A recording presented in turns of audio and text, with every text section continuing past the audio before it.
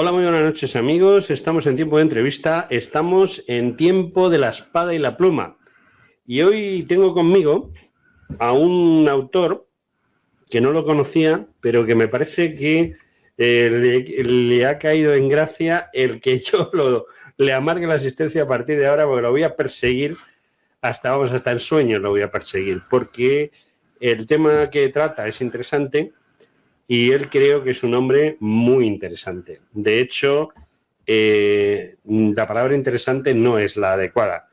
Creo que no existe una palabra adecuada en el diccionario de la Real Academia para definir a este hombre. Pero lo que sí tengo es una palabra muy clara para decir que este libro que tengo en mis manos, esa frase no es mía, es imprescindible. ¿Por qué? Pues porque mucha gente ha escrito de esta época. Por ejemplo, mi amigo Carlos Canales, del cual estábamos hablando hace un momento, además se ha especializado también en este tema, le gusta mucho la costa oeste de Estados Unidos y de Canadá, incluso llega hasta Alaska, ¿no? Uh-huh. Pero los presidios, si bien eran en esa zona, también eran hacia otro lado. Y el tema es súper importante. Mi querido amigo, el bisnieto del niño Jerónimo, que tú también conoces, ¿verdad? Al cual yo le rodé un vídeo en una conferencia que tuvo más de 1 millón de visitas, hasta que YouTube, no sé por qué, se cargó el canal. Y bueno, es un tema súper interesante que a mí me gusta muchísimo y que yo no tengo ni idea de él, que es lo más curioso, lo que me contáis vosotros. Y bueno, como yo ya he hablado mucho, ahora le toca hablar al autor de Presidio, Jorge Luis García Ruiz. Buenas noches. Buenas noches. De Presidio sabrás algo, porque el Presidio es una herencia de Roma. Y me acabas de decir que tienes una tesis sobre las guerras púnicas. Sobre la segunda. Entonces, seguro que... Solo sobre la segunda, no exageres. Da para mucho, es un tema que da para mucho. Sí. Bueno, Presidio, es que es curioso, es como hay muchas palabras en castellano que han perdido su origen, han perdido su significado original, y ahora la gente le hablas de cosas muy concretas que en el 15 significaban una cosa y que ahora no tienen nada que ver. Y Presidio es una de ellas. ¿Cómo es posible que haya cambiado tanto el significado de Presidio? Es algo que se me da muy a menudo, porque además la gente utiliza el diccionario para tener conocimiento sobre algunos términos. Pero, claro, se le va un detalle, es que tiene que ir a los diccionarios de la época, no los actuales. Entonces, Presidio actualmente pues es una cárcel, ¿no? Pero en aquella época Presidio era la compañía de soldados que presidía el territorio, que cuidaba el territorio, que lo mantenía en paz, que protegía a los habitantes. Según la ley española, pues el que se portaba mal lo podían condenar. Pero lo podían condenar a 4 sitios, pero realmente a la cárcel solo iban los ricos. Había que mantenerlos. Entonces, pues te podían condenar a minas, a galeras, a trabajar duramente, a galeras, a remar, y a presidios a servir como soldados. Entonces te ibas a la Santa Fe, que estaba allí en todos los territorios, Apache, Comanche y todos los territorios malos que te puedas echar a la cara. Y allí pues había algunos soldados presidiales que realmente eran lo que hoy conocemos como presidiarios. Uh-huh. Y pues el sistema estuvo funcionando durante 300 años aproximadamente. Los mexicanos lo mantuvieron también durante un par de décadas y luego ya entró en desuso. Pero, claro, todas estas personas que habían sido condenadas a servir en los presidios pues terminaron por llevar el término presidio a cárcel o prisión. Y ese término además ha ido exportando pues al inglés, al francés, a todos. O sea, da para mucho este tema, sí. ¿Cómo es posible? Porque tu libro se refiere a unos presidios muy concretos, que son los del lejano oeste de las películas de Hollywood. ¿Cómo es posible que 1.900 hombres, tengo entendido que no había más, controlasen 2/3 de lo que ahora es Estados Unidos? Mucha negociación. Entonces, lo que nos está hablando la leyenda negra es que pues, los españoles aniquilaron a los indígenas, a los indios que por allí vivían. Claro, los únicos militares que por allí había era el presidio. Pues pues todo el mundo le echaba culpa al presidio, pero realmente los soldados, más que los soldados, el capitán lo único que hacía era negociar porque eso era indefendible. En los últimos años de los presidios se pensaba que los apaches podían haberse presentado tranquilamente en Ciudad de México y haber echado por tierra todo lo que es la Nueva España.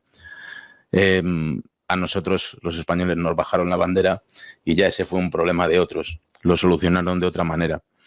Pero la verdad es que hay que entrar en datos para saber realmente el tamaño de esto.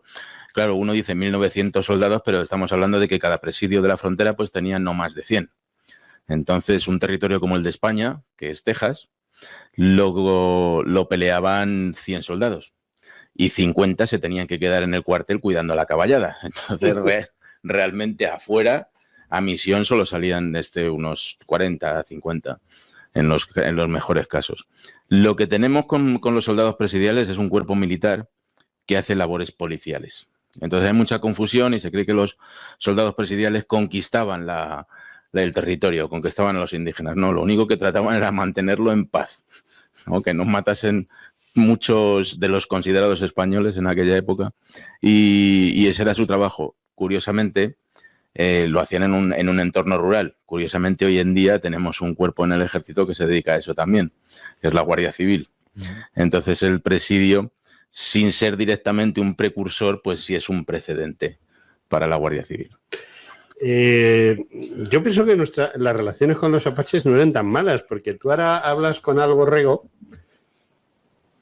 y te dice que él se siente muy español, muy, muy descendiente de sus apaches, y que él cuando habla con los apaches, no sé si tú estás de acuerdo o no, pero bueno, yo he hablado con Al y he llegado a esa conclusión de que quizá hay mucha exageración, sobre todo mucha leyenda negra, que no es verdad. Es decir, las relaciones entre los apaches, los sioux o cualquier otra tribu que hubiese por aquellas zonas con los españoles era buena, porque los españoles les enseñaban cosas, les daban cosas y trataban de mantener una buena relación, entiendo.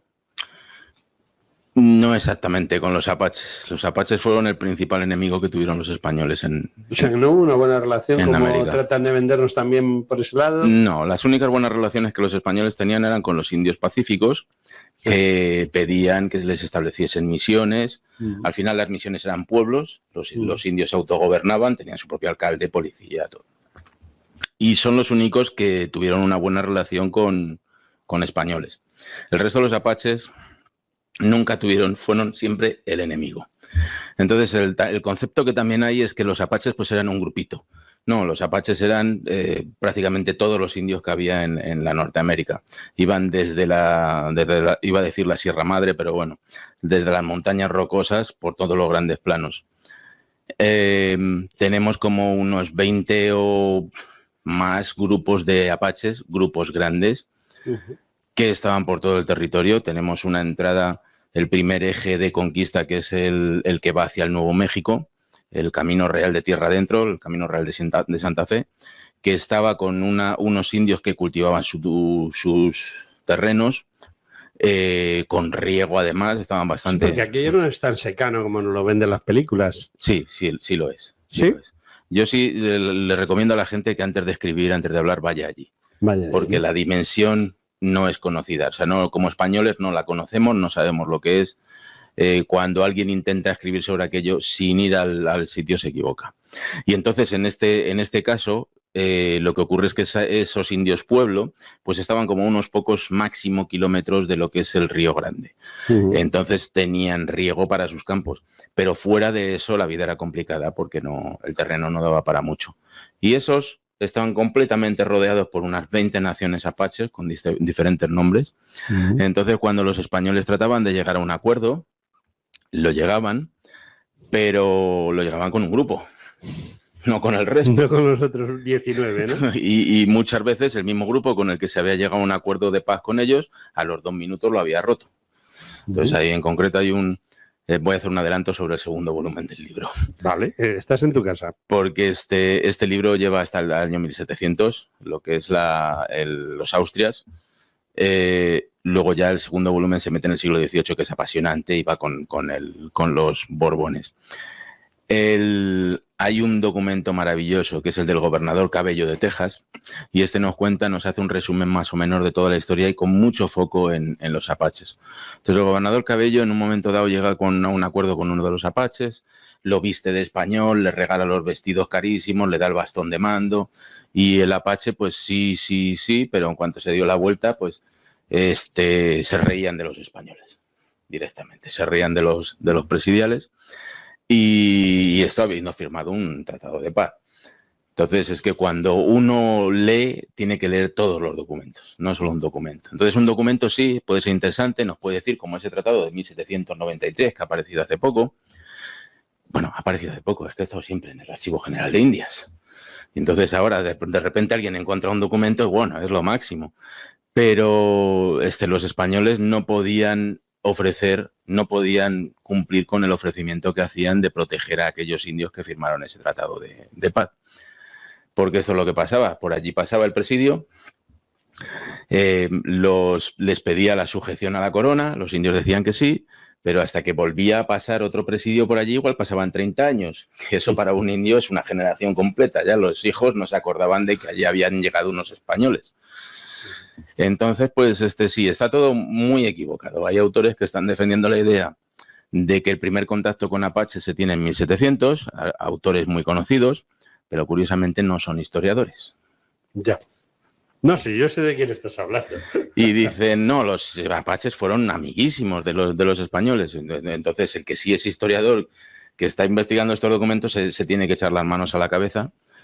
Porque precisamente por el mismo gobernador Cabello en 1785 decía, esto si no le ponemos solución, y con los 50 soldados que tiene este presidio no podemos, si no ponemos solución, los apaches se presentan en Ciudad de México y acaban con la Nueva España. Entonces, ya para aclararlo, no, en 1700 no, los apaches toman contacto ya con Francisco Vázquez de Coronado. Incluso con los dos anteriores, que eran Fray Marcos de Niza y Estebanico el Negro, un superviviente de la epopeya de Álvaro Núñez Cabeza de Vaca, que se fueron hasta allí, hasta el pueblo de Taos, arriba del Nuevo México, que es donde estaban los apaches. En aquel momento, algunos de ellos lo llamaban los vaqueros, porque vivían entre bisontes. Entonces es mucho más complicado. Ya, te entiendo. Si uno solo lee un documento, no llega a la conclusión. Hay que leer todos los documentos. Yo personalmente es que, vamos a ver, es un tema muy desconocido para mí y después de hablar contigo, más desconocido todavía, porque quizá yo me he dejado influenciar mucho por ciertos autores y por ciertas personas, precisamente de los que pone aquí en el cartelito de tu libro, Héroes de Cavite. No sé si tú en algún momento le echas un vistazo al WhatsApp de Héroes de Cavite, pero hay auténticos... Bueno, yo ya hace muchísimo tiempo que no escribo nada, por la sencilla razón, primero porque no entiendo de esto, y segundo porque además de no entender no tengo ganas de entrar en disquisiciones con gente que entiende menos que yo todavía, ¿no? Así es. Es desesperante muchas veces, sí. Porque yo para la elaboración de este libro, el otro día estaba echando el cálculo, aproximadamente leí 20.000 páginas de unos 200 documentos, algunos de ellos tienen 1.000 páginas. Y esto es caligrafía del siglo XVI, que es muy diferente a la actual. Entonces, paleografía pura y dura. Sí, y más, yo soy arqueólogo, no soy un especialista en epigrafía y en paleografía. Lo que hago es todo lo que puedo. ¿Qué quiere esto decir? Sí, al final, como eres un perfeccionista, pues llegas a la conclusión, sacas pero te cuesta más trabajo, más tiempo. Entonces, claro, esto no es Jorge Luis ha escrito aquí un libro y se ha inventado unas historias para ser... No, esto es la reproducción, el resumen y el extracto de unos 200 documentos que, como yo digo muchas veces, pues esto es como el arca perdida. Sí. Se encontraron los documentos y al poco tiempo se volvieron a perder en un archivo inmenso que es el Archivo General de Indias o el Archivo General de la Nación. Ya. Bueno, lo cierto es que, por desgracia, en España tenemos muchos archivos de esos, algunos muy recientes. Yo conozco uno muy bien, que es el Servicio Histórico Militar, y además tiene cuatro 4 subsecciones, una en Guadalajara, otra en Ávila. Esto es cachondeo, ¿no? Ávila, Segovia, Guadalajara. Y cuando vas allí, ¿cuánta gente hay trabajando allí? Bueno, yo he llegado a ver hasta 4 personas. De investigadores. He llegado a ver en un archivo nacional, en Madrid, un archivo nacional que es quizá el más importante del ejército, 4 personas a la vez. Eso es un récord. Eso es la pera. Yo te voy a contar una historia. Yo he escrito varios libros, alguno por encargo, como uno que hice sobre las escuadrillas azules. Entonces yo fui al Servicio Histórico del Ejército del Aire, que es el 5º servicio histórico, luego está el de la Marina, la Armada tiene 2, y luego pues fui a regalarle el libro al archivero que me había facilitado tal. Y entonces le pregunté, bueno, de este tema se han escrito 3 libros, tendrás lógicamente los otros 2 y este. Y me dice, no, los otros 2 no los tengo. Digo, hombre, o sea, que han venido por aquí y tal los autores. Aquí los autores han venido a tomarse cervezas con el señor director. Pero, no han abierto un documento. No han abierto un legajo ni de coña. ¿Ese es el gran problema que tienen los investigadores como tú?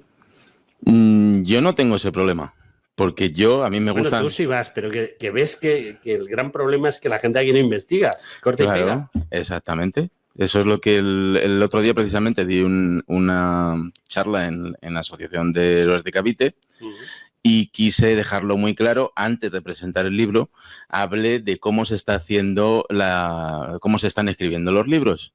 Entonces, lo que tenemos es que en finales del XIX, principios del siglo XX, es cuando se escribe la historiografía norteamericana, en un momento en el que había que mentir como bellacos, porque había que tapar el genocidio indígena, había que tapar el robarle a México la mitad de su territorio y luego la guerra de Cuba y Filipinas. Las 3 guerras de Cuba, ¿no? La de Santo Domingo y la de Filipinas. Los americanos tenían mucho que tapar en ese momento y entonces dieron un impulso increíble a la leyenda negra. Y no se ha escrito más, ni ellos ni nosotros. A partir de ahí se ha hecho copia y pega. Y normalmente copia mal. Sí, y esto lo notas cuando vas a los libros y abres yo lo primero que hago, pues ya es un defecto profesional, es abrir por la página de referencias, a ver qué referencias se están utilizando. Y todos estos autores, que no vamos a decir nombres, vas a la página de referencias y todos son autores norteamericanos. O sea, nosotros estamos contando la historia que se han inventado los americanos de nosotros. O sea, esto es un despropósito. Entonces, lo que yo propongo, les aprieto a otros autores para que así lo hagan, que nosotros somos los que cuidamos, los que tenemos los 90 millones de documentos del Archivo General de Indias.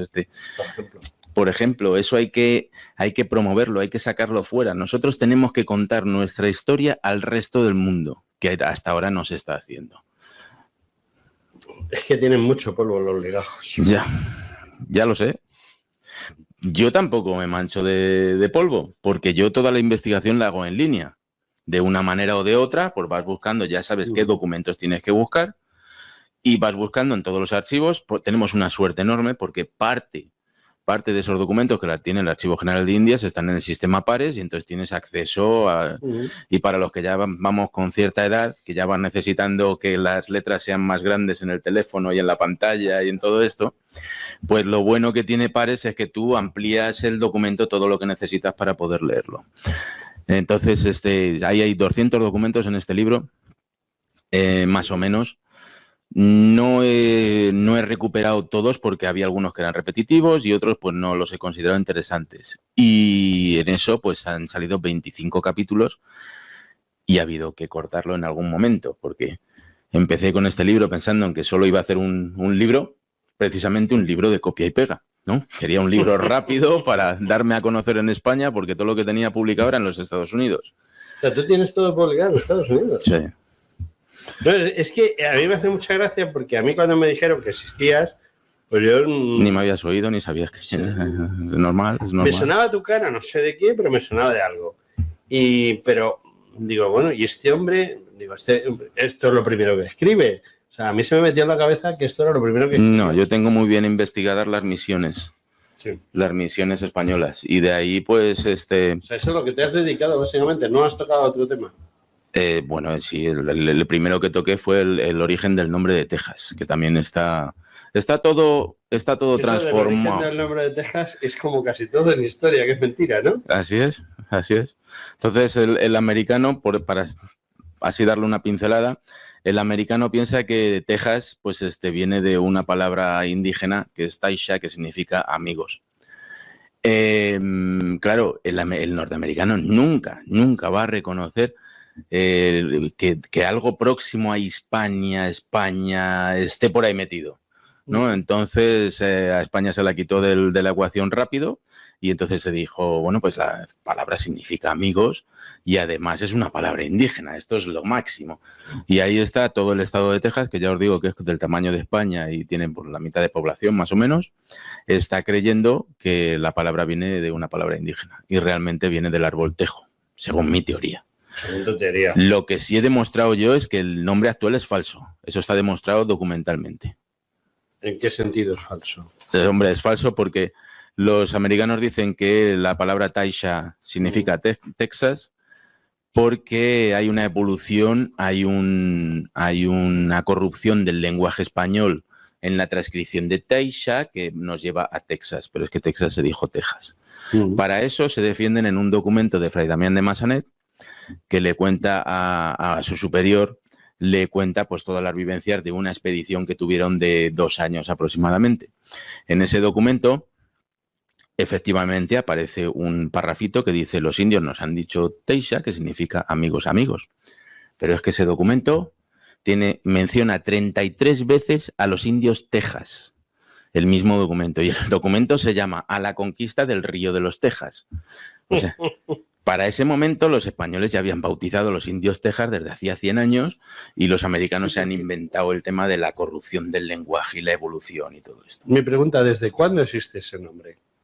El primer documento que yo he encontrado es de 1650. O sea, que está perfectamente justificado que en la batalla de Bailén el batallón de Texas se cubriera de gloria. ¿No lo sabías? No.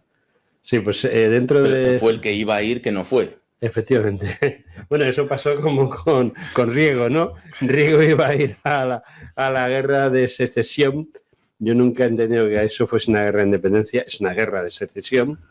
Y había un batallón de infantería, bueno, en realidad un batallón mixto porque tenía un escuadrón de caballería también. Y iban a embarcar en Cádiz para irse a Texas. Y los bajaron del barco. No llegaron ni a Cádiz. Porque por algún motivo inexplicable, pues acabaron en Málaga. Curiosamente, iban a Cádiz, acabaron en Málaga y vinieron con el general Redín a combatir en la batalla de Bailén.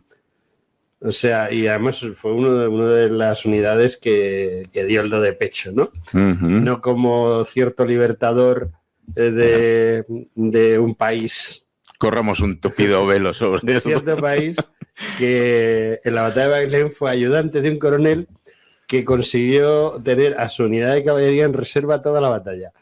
Está bien. En reserva, pues si se necesitaba... Pues, si no es una maniobra inteligente. Maniobra inteligente, pero el otro dijo, no, yo estuve en la batalla de Bailén, me cubrí allí de gloria. Ya, de gloria te vas a cubrir ahora cuando... Así es.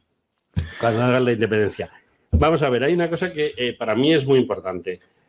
¿Cuándo arranca el libro? El libro arranca... arranque. Oficialmente arranca cuando se fundan los presidios.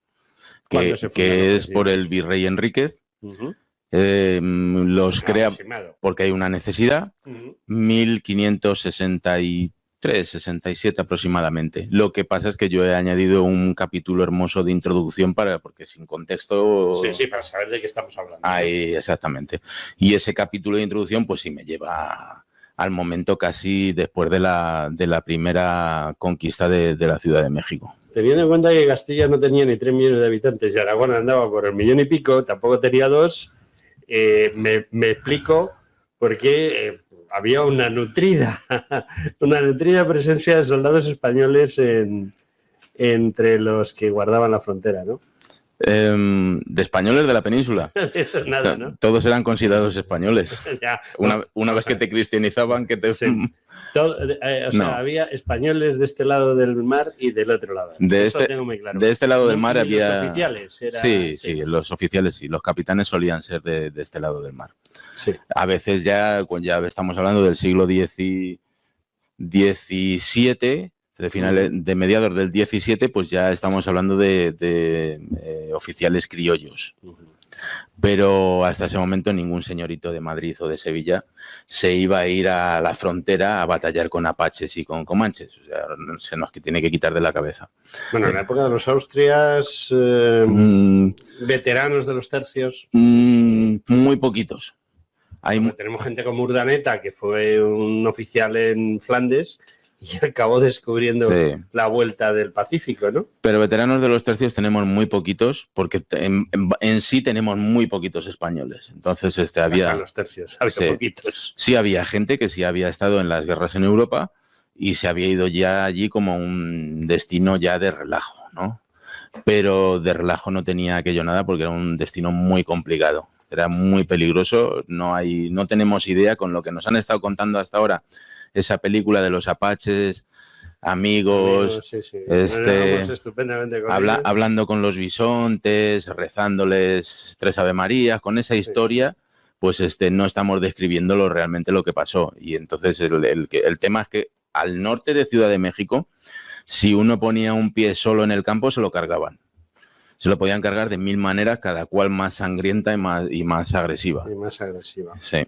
Bueno, yo la verdad, José Luis, no sé, o sea, yo intuía esto, porque claro, llevo en el mundo de la historia desde 1992, ya en plan serio, y he visto tanto corta y pega que eso, veo aquí una gran obra, básicamente porque te voy a hacer una crítica destructiva. Adelante. Tú hablabas de que necesitas las letras grandes. Entonces, ¿por qué las pones pequeñas? Porque había mucho que contar. Había mucho que contar y no querías pasar de las 300 páginas. Entonces había que achicar espacios y había que juntar líneas. A metías 500 páginas o achicabas letras. Era un problema de 2 cosas, de coste y de manejo. O sea, ya ves que es un libro que está un poquito sobredimensionado sobre lo que actualmente se maneja en otros autores. Había mucho y te digo que en un momento dado llegué a tener 800 páginas y dije, y me quedaba muchísimo del siglo XVIII por meter, que era lo más importante, y dije, no, mira, esto no, ya tenemos que cortar y van a ser 2 volúmenes, porque meter un bisturí a 800 páginas es perderte la mitad de la historia, ¿no? No, has hecho bien. Lo que pasa es que, bueno, yo tengo un problema y es que no he leído el libro. Ni siquiera he leído, porque me lo acabas de traer tú. Entonces, no sé de qué iba. O sea, a mí me dicen tal, no sé qué. Héroes de Cavite, que son, la verdad, unos grandes amantes de la historia, tanto Ángel como Abascal. Los dos son 2 tíos que están ahí muy puestos. Me piden el favor de que te entreviste y para hacer propaganda de esa gira, esa tournée. No la tournée de Dios de Jardiel Poncela, pero algo parecido. 25 ciudades en total. Sí. Para cuando termines puedes volver. Sí. ¿Sabes por qué? Porque ya me habrá dado tiempo por lo menos a leerme los titulillos. Y ya tendrás comentarios para hacerme. Claro que sí, aquí estamos. Pero yo cuando vengas tú, yo voy a venir con el hacha. Bueno, no hay problema. Porque entiendo que contigo sí que puedo hablar del libro. Yo el problema que vas a tener es que yo, de la manera que he hecho el libro, vas a tener muy pocas oportunidades de meter el hacha. A mí es muy difícil que me pillen porque básicamente... No te voy a pillar, yo voy a que tú me cuentes cosas. Básicamente el libro lo que es en algunos casos un extracto y en otros casos un resumen de los documentos originales. Sí. Entonces, cuando alguien se pone muy pesado con el tema leyenda negra, porque hay muchas verdades que son incómodas en ese libro, que van a cambiar la narrativa que hay establecida actualmente, tanto de los defendientes de los indígenas como de los que creen que saben de historia. ¿Algo Rego a lo mejor no sale muy bien parado de tu libro? No, en mi libro solo hay historia y hay documentos. Vale. Yo solo... No me has respondido, no sigas. Dime. Entonces lo que yo hago es una narrativa. Lo que yo he hecho ha sido organizar una narrativa cronológica en la que se va contando la historia, pero no la voy contando yo, la van contando los documentos. La va contando la gente que vivió hace 400 años y hace 300 años. Y entonces, pues si vienes con el hacha, aquí, oye, yo solo he puesto lo que está en los documentos. Bueno, eso es lo que he dicho yo hace una entrevista a mí sobre algo. Entonces, a mí es Esto difícil. Es lo que hay. A mí es Sulten difícil. dijo esto, tradujo esto, y hasta los más enemigos de las interpretaciones de historia antigua, cuando dice Sulten tradujo del latino del griego esto, y es lo que hay. Al maestro armero. Hombre, yo tengo la suerte de que no tenemos más que Sulten. No, aquí tienes mucho, sí. Sí. Y me da la ligera impresión de que ese mucho te ha costado trabajo. Esto es un trabajo no de un día. No. ¿Cuánto tiempo has tardado en hacer las 800 páginas? El libro ha salido en un año.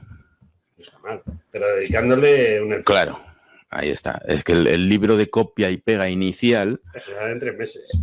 Exactamente. Estaba pensado para 3 meses. Pero llegué a un momento en que dije, no, esto hay que desarrollarlo. Es que aquí el copia y pega no funciona, ¿no? Y ha sido, pues hay capítulos como el de los franceses en Texas, o el de Juan de Oñate, o el de pues el gobernador Otermín, todo lo que es la conquista y reconquista del Nuevo México, que son absolutamente reveladores. Y por otra parte, esto deja sin armas totalmente a los indigenistas y a los necrolegendarios. Los desarma totalmente. Porque sí, ahora con el tema de Hollywood, pues tenemos un imaginario colectivo que nos está diciendo, bueno, hay unos indígenas malísimos, que eran los aztecas, ¿verdad? Es que eran mexicanos. Y tenemos otros indígenas buenísimos, que eran los de los llanos, pero es que son norteamericanos. Entonces la gente se ve las películas y ya lo identifica unos como buenos y otros como malos, pero realmente son gente en muchos casos, como los del llano, que están en el Neolítico y se comportan igual que los europeos del Neolítico. Normal. Y entonces pues se comen unos a otros, se matan, se hacen auténticas barbaridades y eso está en los documentos. Entonces esto, si alguien se toma el tiempo de leerlo, yo sé que pero está muy bien escrito en cuanto no sé si en 25 días me lo voy a poder leer. Está muy bien escrito en cuanto a separación de capítulos. Son los capítulos importantes y empieza el capítulo y termina el capítulo y ya nos vamos a otro capítulo. Te lo puedes leer. Hoy me leo uno, mañana o pasado me leo otro. De esa forma. Es muy sencillo de leer. En muchos casos... Espérate que me cure del ojo, que lo tengo fastidiado, no sé si me has oído antes. Es muy sencillito de leer. En muchos casos es la propia... Es la propia narrativa de la gente. Son gente de hace 400 años, 500 años.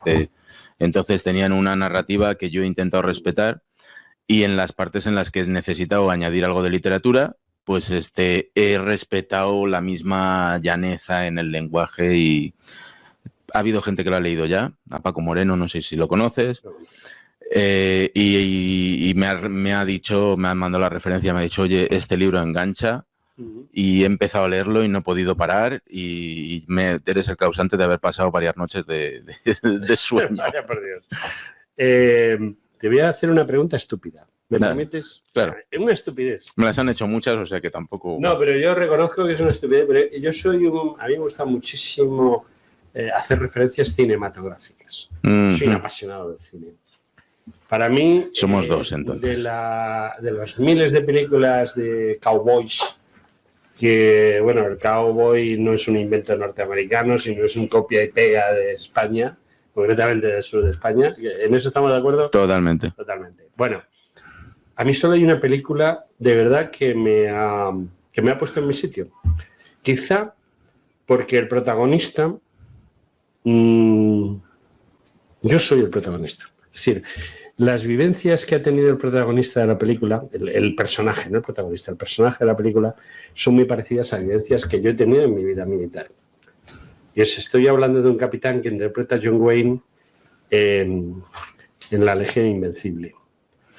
¿Seguro que la he visto? Sí. Porque estamos en la misma generación y nos hemos tragado todas las películas del oeste. Es la historia de un capitán que se va a la reserva. O sea, esos sus últimos días con su unidad de caballería luchando contra los apaches, ¿no? Y él tiene una excelente relación con el jefe apache, que ya no es jefe porque está muy mayor y lo han retirado, y le dice, son dos jubilados. Yo soy católico, yo soy católico. Y además, en la película original, los indios hablan en español y los yanquis hablan en yanqui. Y creo que es una de las pocas películas en las que me he sentido identificado, pero por el personaje. Porque cuando vas a la guerra varias veces y vives eso, y luego ves la interpretación de John Wayne hace un capitán a punto de pasar a la reserva perfecto. O sea, es un capitán. Bueno, es que yo tampoco le he hecho muchas flores a John Wayne, porque ha hecho el mismo papel en todas las películas. Ya, normalmente es un tipo que tiene un negocio, ¿no? Un rancho. En este caso hace de capitán del ejército de dragones, porque tú hablas aquí de los dragones. Es que no, todavía no.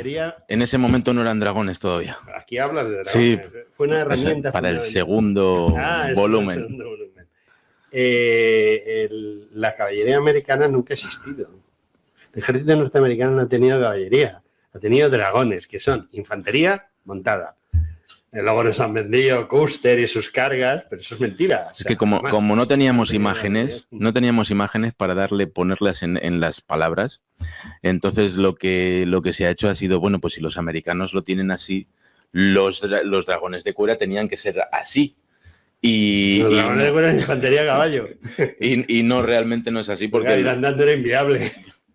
Esa es una de las cosas claras. Estabas hablando antes de que el tercio de Texas, que tenían parte infantería, parte caballería, sigue siendo así, porque tú en Texas sin coche te mueres de asco. Entonces, en aquella época, sin caballo te morías de asco. Bueno, tengo un problema contigo. Que el reloj de arena se ha acabado la arena, hasta el plástico que sujeta la arena, todo. Cuando quieras vuelvo. Presidio. Soldados del rey. Nunca mejor dicho, porque los soldados eran del rey y no de España. Así es. Jorge Luis García Ruiz. Gracias. De nada, ha sido un placer. Espero que a final de junio. Sí. Espero que lo disfrutes tanto como yo lo he disfrutado escribiéndolo. Vale. Yo te regalaré uno de los míos. A cambio, va a ser fácil. Te voy a regalar uno tipo Osprey, 72 páginas. Y con letra gorda. Bueno, está bien. No soy malo como tú. Lo usaremos bien. Bueno, pues imagínate, te quedan otras 400 del segundo volumen. O sea que...